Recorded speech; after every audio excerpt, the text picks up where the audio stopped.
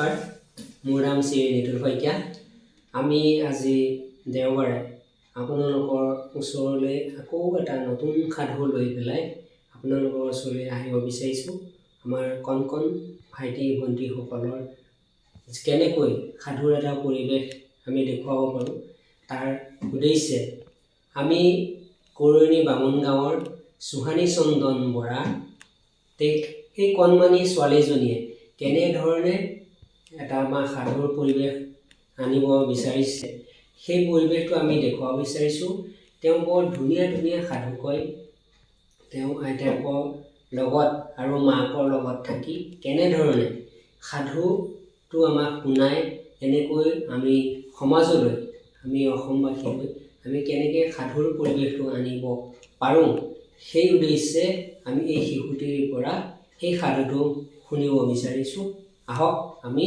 তেওঁৰ মুখৰ পৰা এই সাধুটো শুনো নমস্কাৰ মোৰ নাম শ্ৰী সুহানী চন্দন বৰা মই ক্লাছ 2য় শ্ৰেণীত পঢ়োঁ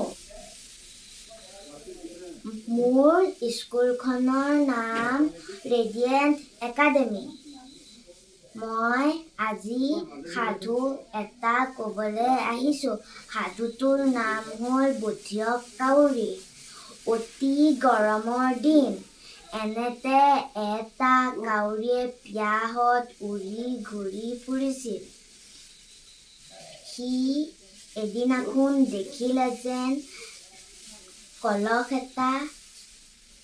এটা দেখিলে সি কলহটোৰ মুখত পৰিল সি দেখিলে যেন কলহৰ তলিতে অকণমান পানী আছে সি মনতে ভাবিবলৈ ল'লে মই পানীখিনি কেনেকৈ ওপৰলৈ আনিম সি মনতে ভাবিলে যেন মই যদি শিল এটাকে দি দিওঁ তেতিয়া পানীখিনি নিশ্চয় ওপৰলৈ উঠি আহিব সি ইপেনে সিপেনে চাই দেখিলে যেন ওচৰতে থকা শিলৰ দম এটা সি উৰি গৈ শিলৰ দমটোৰ ওচৰ পালেগৈ সি এটাকৈ শিলৰ দমটো কলহৰ ভিতৰত পেলাই দিলে সি পানীখিনি ওপৰলৈ উঠি আহোঁতে সি হেঁপাহ পলুৱাই পানী খাই উৰি গুচি গ'ল আমি সাধুটোৰ পৰা বুজিলোঁ যেন বুদ্ধি থাকিলে আমি বিপদত নপৰোঁ নমস্কাৰ আজি আমাক সুহানী চন্দন বৰাই আমাক আজি এটা ধুমাকাৰ সাধু এটা শুনালে বৰ ভাল হৈছে সাধুটো ভাল তাৰপিছত আমাৰ লগতে আইতাকো আছে আৰু এইফালে মাকো আছে গতিকে তুমি যে সাধুটো শুনালা আমাক সাধুটো কোনোবাই শিকাইছিল নে নাই তুমি নিজেই কৈছা অঁ মায়ে অকণ শিকাইছে আইতাই শিকোৱা নাই আইতাই নাই শিকোৱা অঁ আইতাই শুনিছেহে ঠিকে আছে বাৰু হেৰি আইতাক ক'বা ইয়াৰ পাছত যাতে তোমাক এটা সাধু শুনাই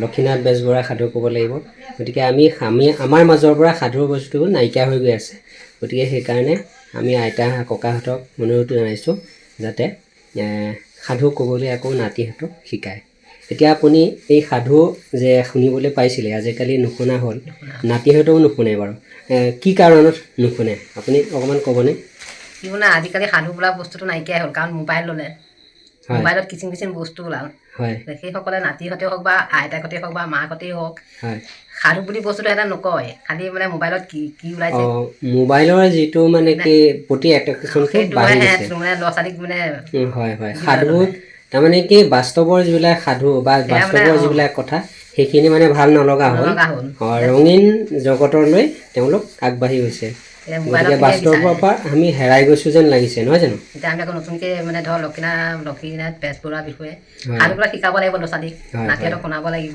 আকৌ তেনেকুৱা এটা পৰিৱেশ আহিব লাগিব আমি আনিব লাগিব হয় নাতিহঁতৰ ওচৰত বহুৱাই লৈ হয় ঠিকে আছে ভাল লাগিলে বাৰু এইবাৰৰ পৰা আপুনি চেষ্টা কৰিব নাতিক যাতে অকণমান সাধু কৈ পেলাই যাতে আপোনাৰ নাতি আৰু আইতাকৰ যিটো মৰম আকৌ যাতে ঘূৰি আহে দেই এতিয়া আমি মাকৰ ওচৰলৈ গৈছোঁ। আপুনি নিশ্চয় সাধু আগতে পাইছিলে চাগে, সাধু আপুনি শুনিছিলে বা আইতাও শুনাইছিলে? হয়, অকণমান সাধু ক'ব নেকি কিবা আগতে? আগতে মানে আমাক সাধু বুলি ক'লে লক্ষ্মীনাথ বেজবৰুৱাৰ সাধুখিনিতো আছেই।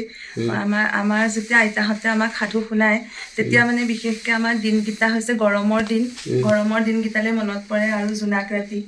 আৰু তেতিয়া কি হয়, আমিও মানে পঢ়ি থাকোঁ যদিও কেনেকৈ লাইটটো যাই ভাবি থাকোঁ যে আইতাৰ ওচৰলৈ দৌৰ মাৰি যাম আৰু সাধু শুনাব।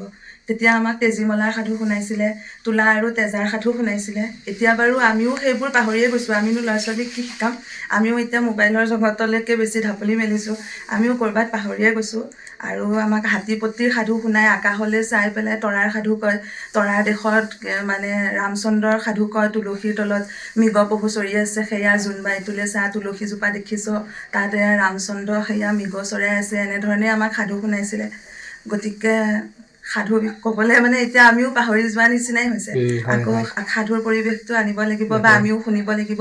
আমিও যেতিয়া আমাৰ ল'ৰা ছোৱালীক শুনাম তেতিয়া আকৌ আমিও সেই সাধু কথাবোৰ আমাৰ মনলৈ আহিব। হয়, তেনেহ'লে আপোনালোকেও চেষ্টা কৰিব যাতে আপুনি নিজেও পঢ়ে বা এতিয়া শুনিবলৈ বা পঢ়িবলৈ আমি চেষ্টাটো কৰিব লাগিব। গতিকে সাধুৰ কিতাপ ল'ৰা ছোৱালীক পঢ়ুৱাব লাগিব। গতিকে অলপ পঢ়ুৱাব। আগতে আমি খুব কৈ এটা কথা মানে হাঁহিছিলোঁ। গতিকে সাধু সাধু সাধু খাই কঁঠালৰ বাদু, সাধু মাকে পাদি দিলে এপাচিমান গধু। হয়, আমি গোটেইসকলে একেলগে এবাৰ ক'বচোন। সাধু সাধু সাধু কঁঠালৰ বাদু, সাধু মাকে পাদি দিলে এপাচিমান গধু। হাঁহি এটা মাৰি দিয়ক।